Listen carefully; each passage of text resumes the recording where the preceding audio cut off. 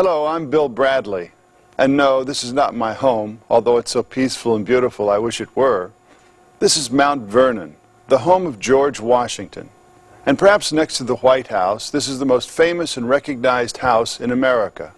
It's easy to see why Washington loved this place and why he once said that he would rather be here with his family and friends than in all the royal palaces with all the kings and queens of Europe. You see, George Washington was a modest man, and although he was the single most important person in America for more than 4 decades, he seldom sought great power and influence. Instead, he usually had it thrust upon him. General Washington seemed happiest when he was here on his plantation, riding from farm to farm, testing out new fertilizers, experimenting with different crops, expanding the Mount Vernon mansion to take care of his growing family, and opening his doors to welcome a remarkable number of uninvited guests. Yet Washington was time and again asked to leave his happy home to answer the call of his country. And fortunately, the American people recognized that this man was truly special. He possessed superb judgment, he was fair and honest almost to a fault, and he excelled in the fine art of compromise. His leadership qualities were unmistakable, and all eyes looked up to him, whether on the battlefield, at the Constitutional Convention, or here at his home in Mount Vernon.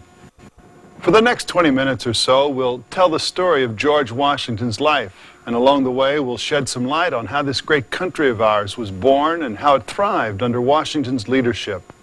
But I should warn you that if you expect to see wooden teeth or to hear about the silver dollar Washington tossed across the Potomac, you might be surprised. Myths about Washington are everywhere, and we'll try to uncover the man behind these legends. I think you'll find him quite fascinating.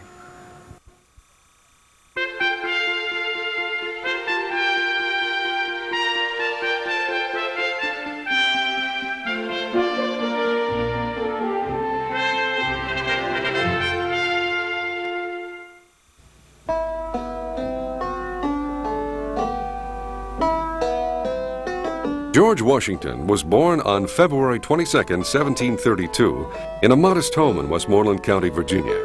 The house was located on Pope's Creek, a small branch of the Potomac River. One famous myth about young Washington is the story in which he confesses to his father that he cut down a cherry tree. "I cannot tell a lie," he said. This charming incident never really happened, but Washington's parents had taught him the value of honesty and integrity, and these virtues became guiding principles throughout his life.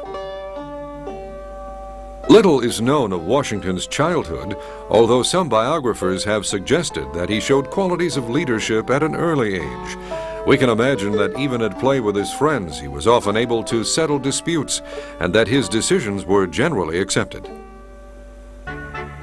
His older half-brother Lawrence told him stories of adventures in the Royal Navy, and at the age of 14, George decided that would be his career. It's been said that he even found a position as midshipman, but to his great disappointment, when he asked his mother for her permission, she refused to let him go. Washington became a superb horseman and enjoyed hunting, as many Virginia gentlemen did. Among his great pleasures were long rides through the lovely Virginia countryside with George Fairfax, a friend from nearby Belvoir Plantation. Washington eventually chose surveying as his profession. In a young America, where settlers were pushing steadily westward, this skill was constantly in demand. His teacher was James Genn, a professional surveyor. Washington surveyed the land owned by Lord Fairfax, cousin of his friend's father. As his experience grew, he found he thrived in this rigorous outdoor life. His companions were often frontiersmen and Indians, and from them he learned the ways of the wilderness. At the age of 20, Washington became a Freemason. Later, during the Revolution, several lodges unanimously recommended him for the office of National Grand Master. The unsettled times prevented his actual appointment, but the vote reflects the high regard his fellow Freemasons felt for him. When he was 21, Washington was chosen by Virginia's Governor Dinwiddie to conduct a special mission to the Western Territories. He was to warn the French to halt their encroachments on lands in the Ohio Valley that were claimed by the British Crown. With an interpreter and guides, Washington traveled on horseback in the worst of winter through more than 1,000 miles of virtually unexplored wilderness into what is now western Pennsylvania. He completed his mission and set out on his return trip. While crossing the Allegheny River, Washington's raft capsized and he was thrown into the icy current. This was the first of many brushes with disaster that he would face in his lifetime. Several months later, the governor requested him to return to the West, this time with 2 companies of soldiers. Washington's men proceeded into the area where French forces were operating. The enemy attacked, and although the Virginians were initially successful, they were at last compelled to surrender. These disheartening battles marked the beginning of the French and Indian War, as well as the start of Washington's illustrious military career. The energetic Washington, now a lieutenant colonel, became an aide to General Braddock.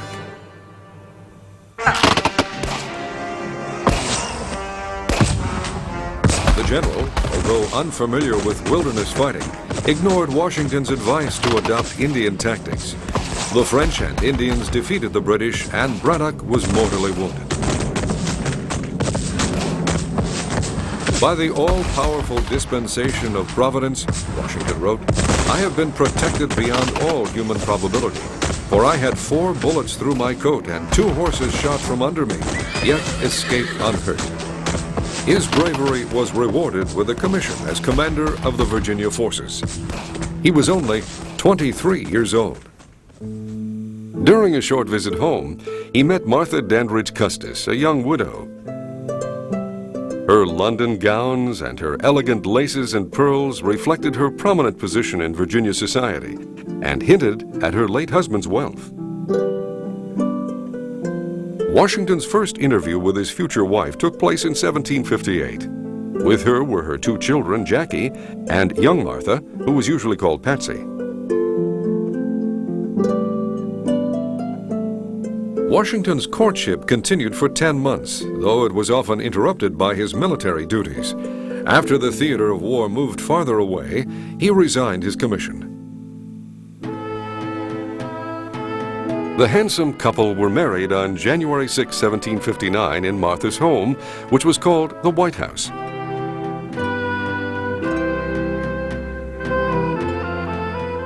Guests included Army and Navy officers and several members of the House of Burgesses, Virginia's legislature. Washington resumed the busy life of a country gentleman and continued to pursue his passion for hunting.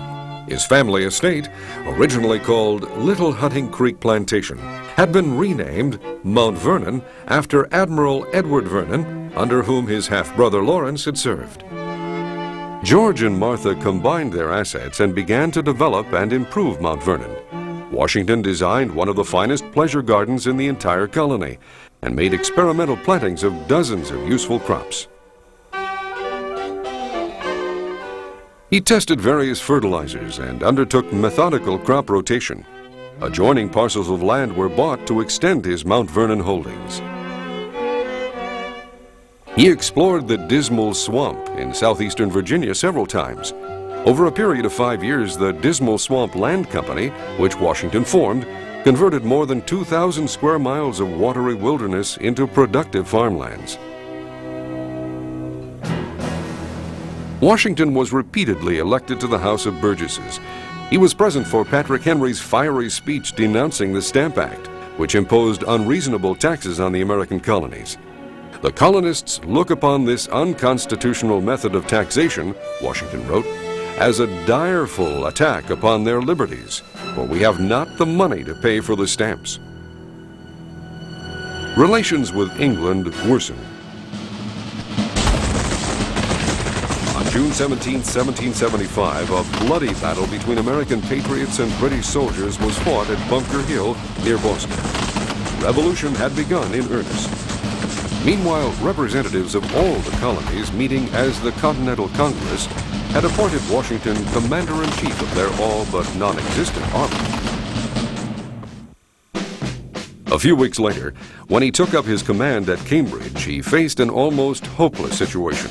His ragtag troops lacked training and discipline. Supplies were scanty. Washington nevertheless set about creating an effective army. Within a year, he accomplished this astonishing feat. In doing so, he showed both Congress and the country that he was an extraordinary commander. From this time until his death, he was without question America's one indispensable leader. Meanwhile, the Continental Congress had drafted the Declaration of Independence, cutting all political ties with Great Britain. The document was first read to the public on July 4th, 1776 at the State House in Philadelphia, the building now known as Independence Hall.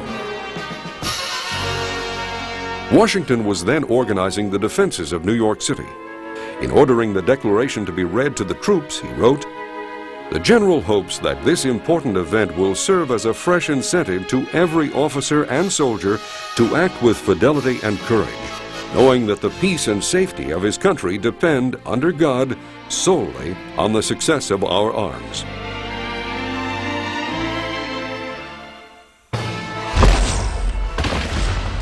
The Americans were desperately outnumbered. British strategy, as Washington deduced it, was to land a large force at New York, hold the city, and sweep up the Hudson River to join a second British army moving down from Canada. This would cut the colonies in two, and, the British assumed, end the rebellion. "We expect a very bloody summer at New York," Washington wrote, "and I am sorry to say we are not, either in men or arms, prepared for it."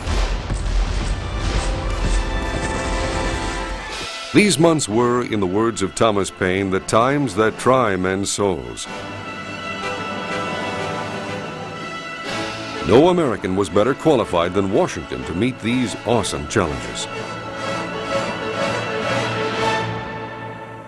Nathan Hale, a young officer, had volunteered to go behind the British lines in disguise to secure vital information. He was captured and sentenced to be executed. As he bravely faced the hangman's rope, he is reported to have spoken the inspiring words, "I only regret that I have but one life to give for my country." The enemy forced Washington to retreat northward through New York City. At White Plains, his men skirmished with British forces through 6 long weeks. With winter approaching, he determined to withdraw across New Jersey and into Pennsylvania.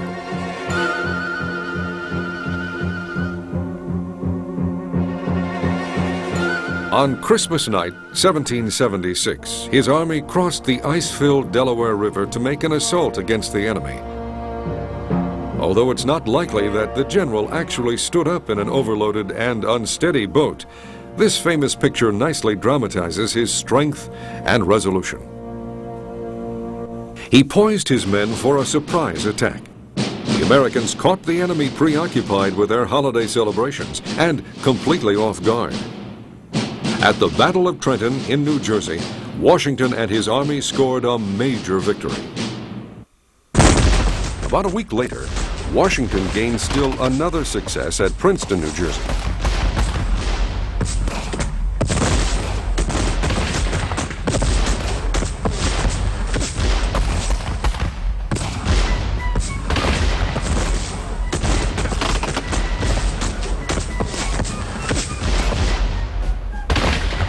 There were frustrations even in victory. "If the militia had arrived," he wrote, "we could have cleared the jerseys of the enemy. Instead, all was done with inferior numbers and a mixed and motley crew.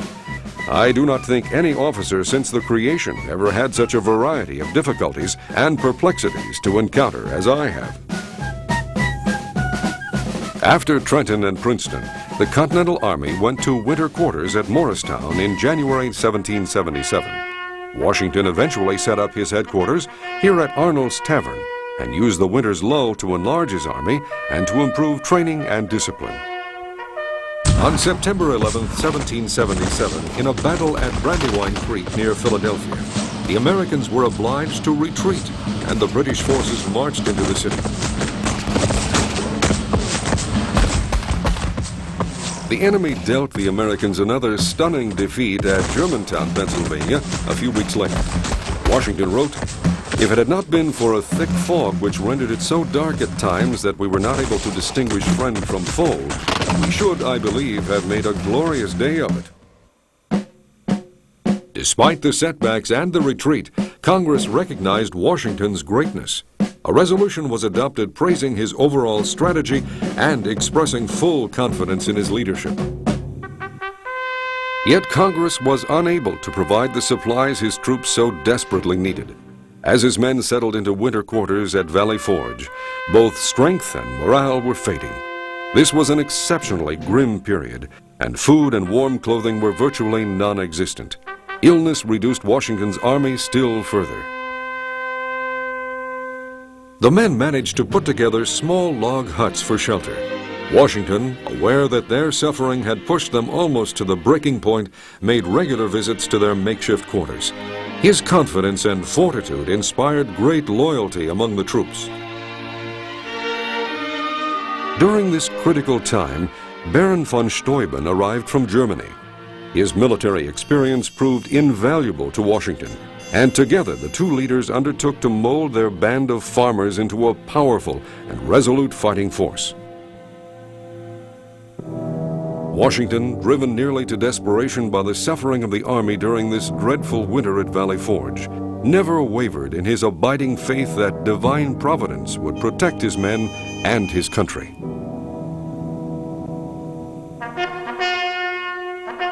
In the spring of 1778, the Quartermaster General's office was reorganized, and food and clothing were dispatched at last to the tattered army.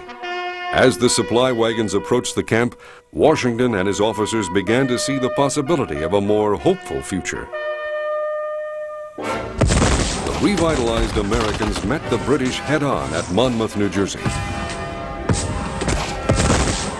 Washington rebuked General Charles Lee for retreating when victory was in sight. He personally took command of the forces, rallied them, and drove the enemy from the scene. Monmouth was fought on a scorchingly hot day in June 1778. According to legend, the wife of an American artilleryman carried pitchers of water from a nearby spring to the exhausted soldiers. When her husband was overcome by the heat, this brave woman, later called Molly Pitcher, took his place on the battlefield.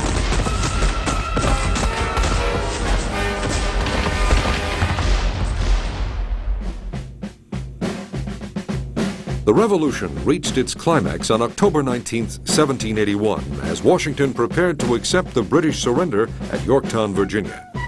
The British commander, Lord Cornwallis, sent word by his second-in-command that he was indisposed and could not be present. Washington, in turn, directed his second-in-command, General Benjamin Lincoln, to accept the surrender.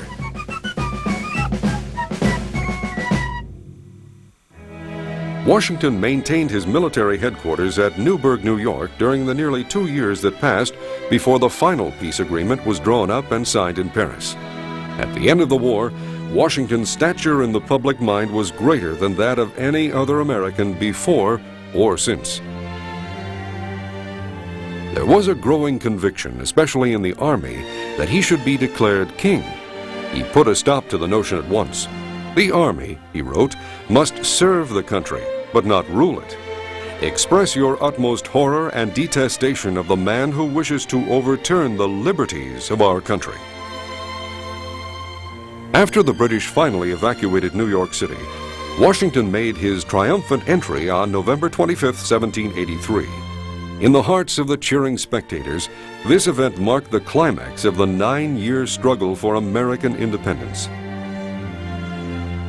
Washington and his generals had brought the war to a successful conclusion. In dozens of battles, Washington had personally commanded in 9 and had won only 3 of those: Trenton, Princeton, and Yorktown. Yet he was universally revered in the Army and throughout the entire nation. In this portrait, Washington wears on his coat the medal of the Society of the Cincinnati, a patriotic organization of officers of the Revolution. The name comes from the Roman leader Cincinnatus, who, like Washington himself, left his plow to fight for freedom and then returned to a peaceful life on the farm he loved. In early December 1783, in one of the most emotional moments of Washington's life, he said farewell to his fellow officers at Francis Tavern in New York City. With a heart full of love and gratitude, he said, "I now take my leave of you. I most devoutly wish that your latter days may be as prosperous and happy as your former ones have been glorious and honorable."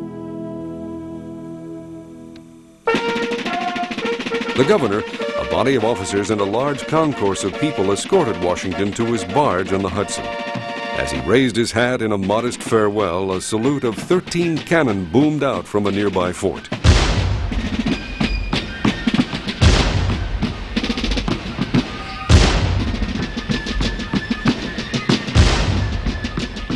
He was rowed across the river to Paulus Hook, now Jersey City, New Jersey. He continued on to Annapolis, Maryland, where he formally resigned his commission before Congress. "Having now finished the work assigned me," he said, "I retire from the great theater of action, and bidding an affectionate farewell to this august body, under whose orders I have so long acted, I hereby offer my commission and take my leave of all the employments of public life." Washington returned to Mount Vernon, happily reunited with Martha in their beloved home overlooking the Potomac. He resumed active supervision of the varied business activities of the plantation. Meanwhile, the separate states were squabbling about a new form of federal government. Delegates convened in Philadelphia in May of 1787 to draw up a constitution. Washington, quite naturally, came as a representative of Virginia and was elected president of the convention. The new Constitution was signed on September 17, 1787. Washington discreetly used his influence to secure its approval by his fellow Virginians. Nearly a year passed before all the states had ratified the historic document. Washington's support was probably a decisive factor in the acceptance of the Constitution. However, he returned home with feelings of concern. He was fully aware that the delegates had him in mind when they specified the duties and obligations of the president. No one else could bring so much strength and distinction to the new office, and no one else could so faithfully protect liberty and democracy, which Americans had fought so hard to gain.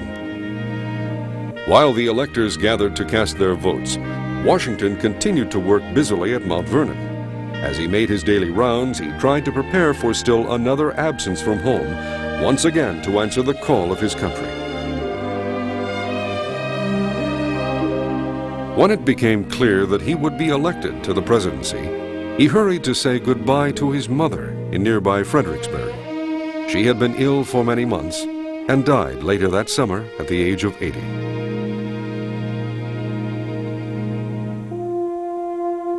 Washington's warm and enthusiastic reception at Trenton, New Jersey was typical of his experiences in villages and towns all along the route from Mount Vernon to his inauguration in New York City.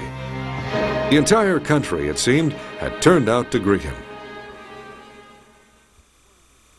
The swearing-in ceremony was held on the balcony of Federal Hall in New York City. Washington repeated the oath as it was administered. Then he added the 4 simple, solemn words that have been spoken by every president at every inauguration since that time. "So help me God." As the first chief executive of a new country, Washington faced an unprecedented task. In his diary, he had modestly questioned his own abilities. He had left Mount Vernon, he wrote, "with the best disposition to render service to my country in obedience to its call, but with less hope of answering its expectations." Soon, besides the duties of office, the President and First Lady were involved in a busy schedule of official parties and receptions. Martha, as hostess, enjoyed the opportunity of entertaining members of government and New York society.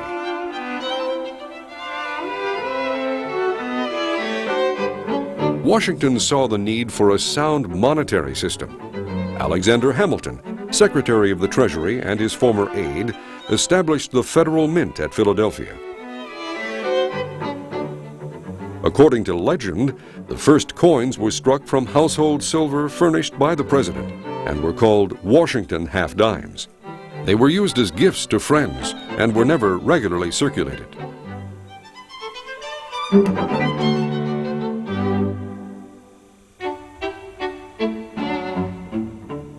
After serving 2 terms as president, Washington returned to Mount Vernon. He and Martha entertained a steady stream of guests, friends, neighbors, dignitaries, and many of the officers who had fought beside the general in the war. One of the great treasures of the National Gallery of Art in Washington, D.C., is a portrait of the Washington family, painted by Edward Savage in 1796. George and Martha are seen with their grandchildren, whom they raised as their own. The general's last birthday, February 22, 1799, was a joyful occasion. He gave away his step-granddaughter, Nellie Custis, to Lawrence Lewis, an aide and a favorite nephew.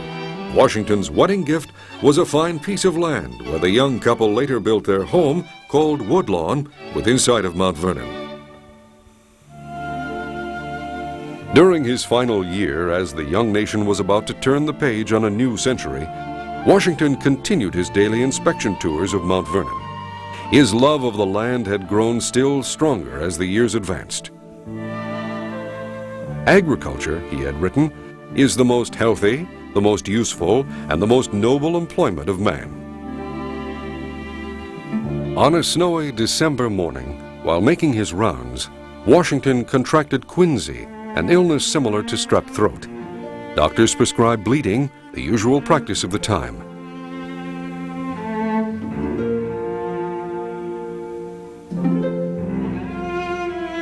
He grew still weaker and died on December 14, 1799, in his bed at Mount Vernon. He was 67 years old. At his own request, he was buried at Mount Vernon. He was beloved by his fellow Americans as no other man in history has ever been. His will called for the eventual transfer of his and Martha's remains to a new tomb. This was done. They now rest together on the side of the hill not far from the mansion, a peaceful site above the Potomac. At a memorial service in Philadelphia, one of his comrades from the Revolution delivered the eulogy. His moving words still remind us that Washington was first in war, first in peace, and first in the hearts of his countrymen.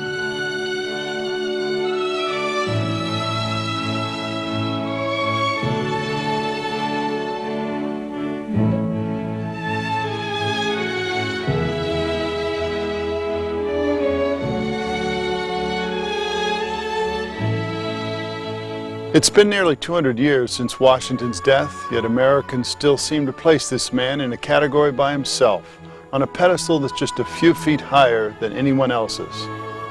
Almost 1 million people come to Mount Vernon each year to pay tribute to George Washington, to see the house he lived in, and to spend a few silent moments here at his final resting place.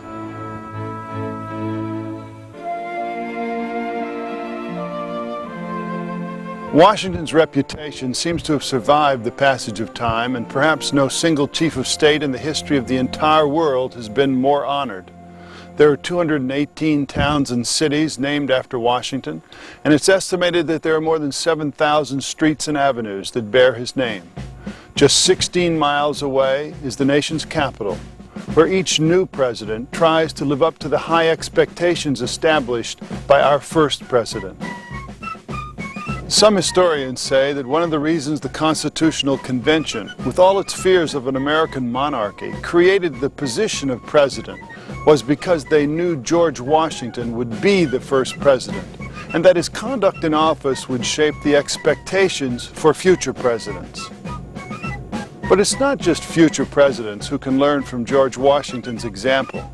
We can all try to follow in his footsteps, as great as they might be, always remembering that our nation was founded by individuals who risk everything, their homes, their families, their lives, for the freedom and liberty we sometimes take for granted today. Thank you, George Washington, for being there when we needed you. From where I'm standing, there's no question about it. You're still first in the hearts of your countrymen.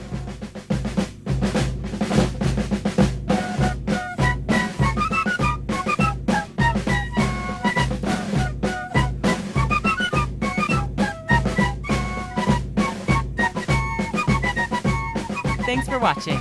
If you'd like to help us produce more compelling historical content like this, please like, comment below, and share this video with fellow history buffs. And of course, be sure to subscribe to help keep history happening.